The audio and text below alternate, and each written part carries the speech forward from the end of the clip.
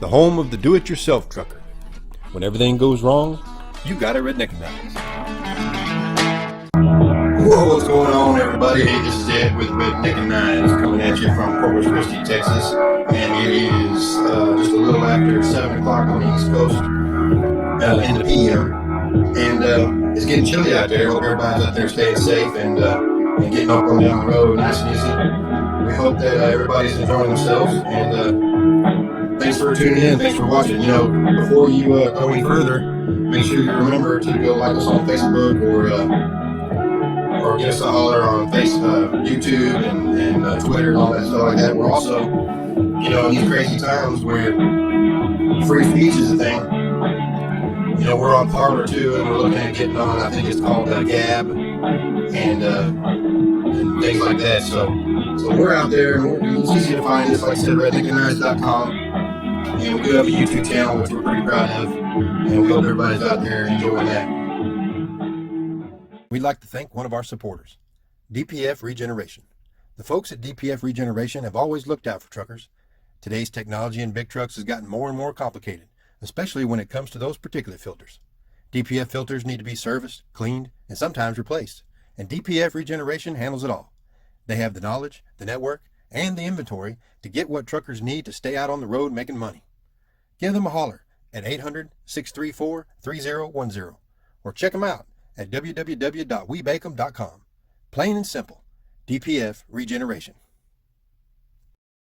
But yeah, we're just kind of kicking back here. We got a lot of stuff to talk about, and it'll be a little bit here and everything. So we've already got callers calling in, and let's see what's going on. What's going on, bud? Man, I'm doing all right. How you doing? Not too bad, man. You know this. You know what? That voice sounds familiar.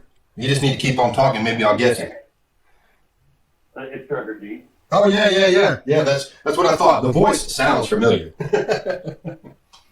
Yeah, hell, if you had video, you wouldn't not be able to recognize the face. Hell, as ugly as I am. That's awesome. Yeah. So how you getting down there tonight? Where you at? We're down here or up here in Lincoln, Nebraska. Yeah. Got to pick up tomorrow. Just enjoying a lazy day. That don't happen very often. Man, I tell you what, I love those days where you can just get parked and you kind of just sit there and just tinker around the truck all day. You know, maybe you move some things around, maybe you clean some stuff up, maybe you fix something inside the truck without actually having to get out in the cold or whatever. Nice every once in a while. It's real nice. You know, sometimes we enjoy those more than we do getting down the road sometimes. Well, it sounds like you're touching on the forbidden topic, man. Yeah. You know, we tried to kind of stay free and clear of all the controversial stuff, but you know, it's important to me that I think that everybody needs to understand that there's not a one size fits all to this thing. You know, a lot of people that I pay attention to, they're like, you know, I think one of the memes that was funny to me is that if you think kneeling for the national anthem is bad, but you think going into the Capitol and sitting on Nancy Pelosi's desk is all right, you're part of the problem. I said, well, can we both think that they're both wrong? You know, can we agree to that they're both wrong? You know? Yeah, well, two wrong sure don't make it right, for sure. Exactly. And I think, like I said, I didn't like it at all when I saw that. In fact, I follow a lot of those conservatives on social media, like Chad Prather and that Tommy Lauren and all them. And I mean, like Tommy, you know, she's that young gal that made headlines for, you know, speaking her mind. She was almost in tears because she was concerned. I mean, I don't know if it was real or not, but I mean, she was almost in tears because she hates it when she sits there and condemns people on one side from doing something, and then the people on her side go and do the same thing. You know, and that's concerning to me too. I don't like it either. It's sad for a nation. It really is. You know, I mean, it doesn't matter what side of the line you go, right, left. It really doesn't matter. Like I say all the time, you know, there's only two kinds of people in this world. There's the rich and the poor, and I don't think any of us fall into that rich category. Yeah, that's right. I agree with that. And you know, I haven't seen none of the big politicians that are ever at it just for we the people that they should be working for. You know, they're all lining their pockets somewhere. Yeah, and they got their hand out somewhere. Right. Yeah, and it's the problem I have is I talk with a lot of people, the younger people especially, that you know they're they're in academia, they've studied the issues and all that, and they say the problem can't be solved by doing this. And I'm like, well, wait a minute, you've created other problems with these other individuals because it's not a one shoe fits all category thing here. So there's a lot of different scenarios. So you cannot create a rule by trying to fix something. Then you've caused a lot of chaos with all, and then you want to create more rules to fix those other little problems. It's just like the exemption stuff. They put exemptions for businesses being closed. They put exemptions for paying certain money to certain things, and like California, I was looking at the thing with the unions with employees and contractors and all that.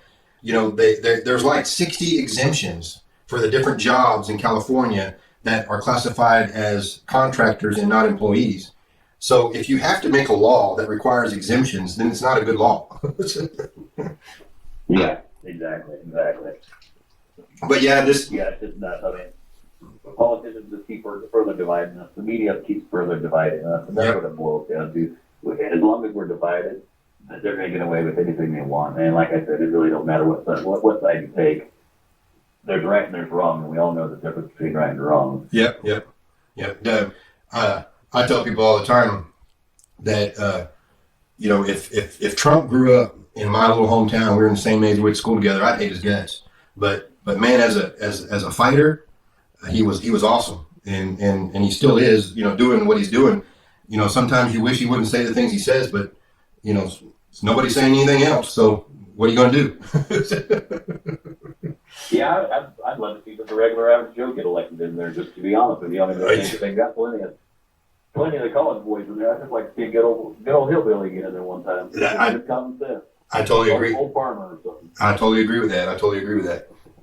Yeah, that getting somebody in there that actually that's when I don't. Sometimes you wonder who would do that, but when a doctor runs for office, you're thinking, hey, that guy, he's not a politician, he's a doctor. But then come down to it, even in the trucking industry, there's politicians. Politics is just part of it, and a lot of the people on the top of the food chain, when they're the bosses or the CEOs, they're all political anyway. Just like OIDA, you would love to think OIDA is a bunch of old truck drivers getting together, but the guys that run that organization, they're trying to be political or do whatever they got to do, and work their angles.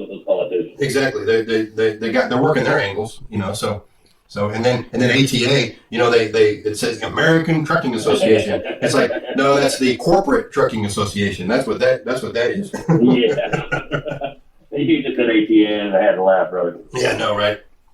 Yeah, because they put the word American in there thinking it's all inclusive. I was like, no, it's not. Yeah. They don't represent me, and that's for darn sure. Exactly right.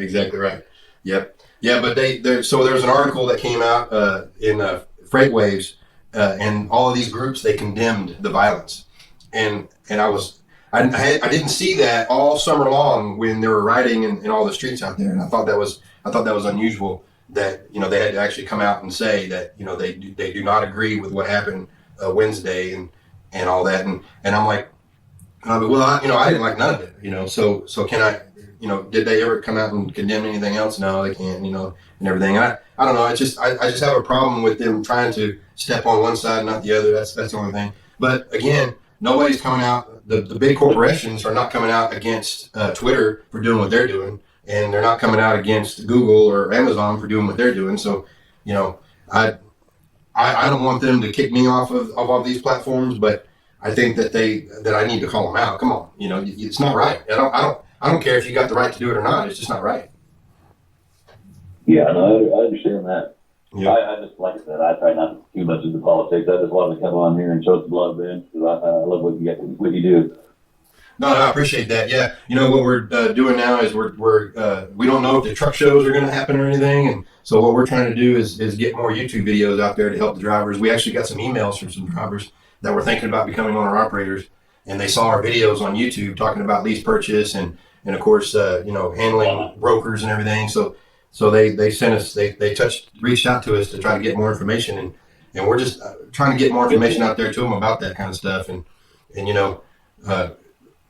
like I said, when I first started, I didn't have any way of knowing that I didn't have to go work for a big carrier to get my CDL. I thought that was what you had to do because there was no other way to do it. But, now we got all this information out there, and we can research it now, and it's awesome that you can actually meet lifelong truck drivers without actually have to be in the trucking industry now.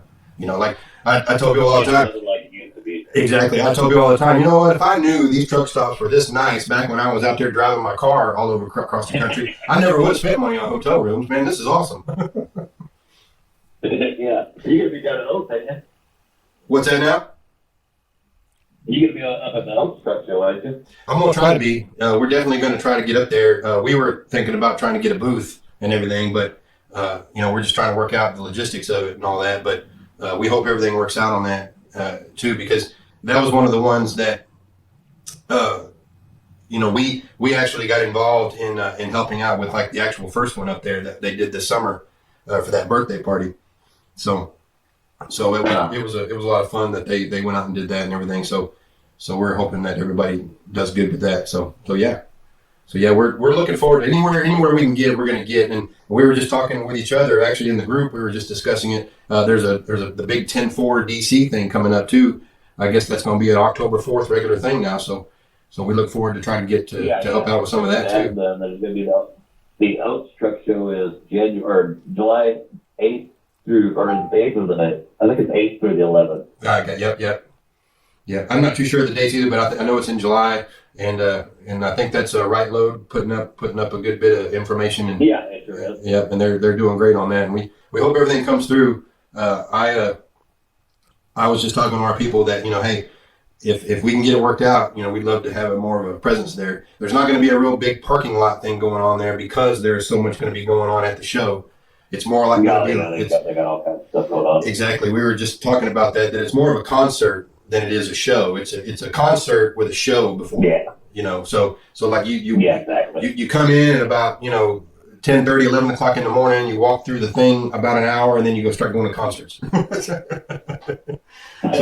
so that's what it seems like to me. I spend a little more time in the truck. I don't know if I can handle that much. I know that's what I said. I said, well, if it does draw a lot of people, at least it will be something for everybody, and that's what I always liked is having a lot of things for everybody else to do. That's the one cool thing about Mass. It was something for everybody. If you wanted to go learn, you can go learn. If you wanted to go gab, you can go gab. If you wanted to go eat, you can go eat.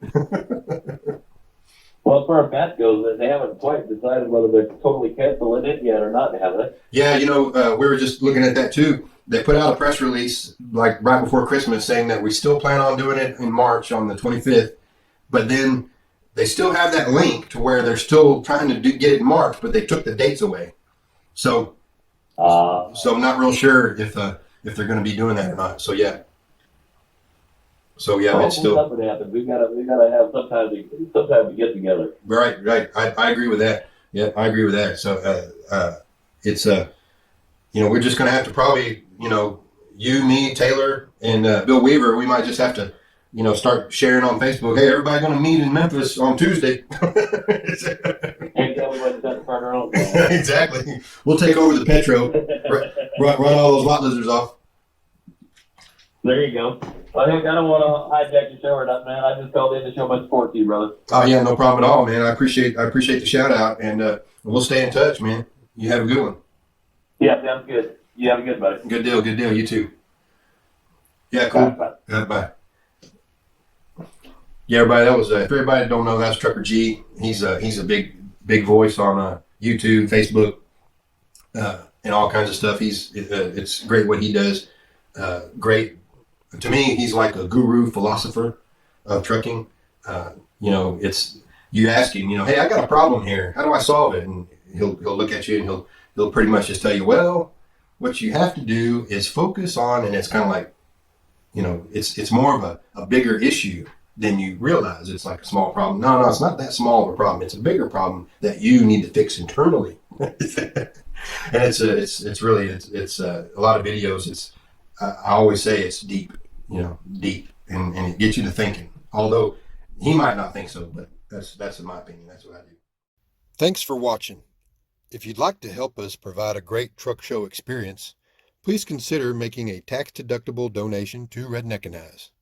Please visit our website at www.redneckanize.com for more details. Thank you.